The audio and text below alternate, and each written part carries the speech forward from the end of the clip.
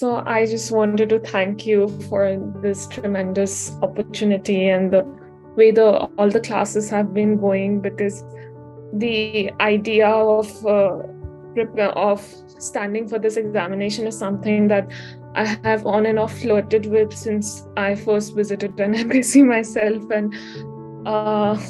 and then I would feel like, oh my God, I can. And there were these young language trainees that I would often talk to, and I'd be like, oh, so how did you get here? And then I'd be like, oh damn, I can't do it. But I deeply, deeply appreciate the manner in which you've gone about it, because when I would go to conventional coaching classes and the way things would happen was very different from the learning that I was used to in the school and later in my college.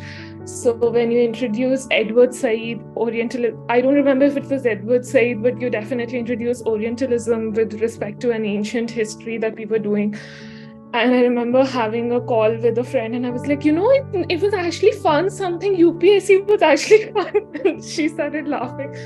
So I'm very, very grateful for the way you've gone about the whole thing. And by the time although I struggled slightly, I'm going to go back to the recordings with the medieval, the South Indian, the Cholas, Pallavas. I started getting disconcerted, but I'll go back to it.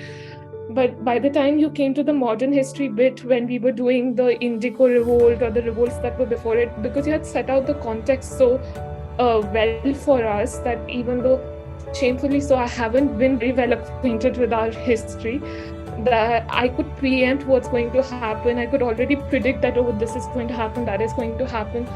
Therefore, I know that the learning will also certainly stay with me much longer and hopefully beyond the examinations. I'm very grateful for it. Thank you.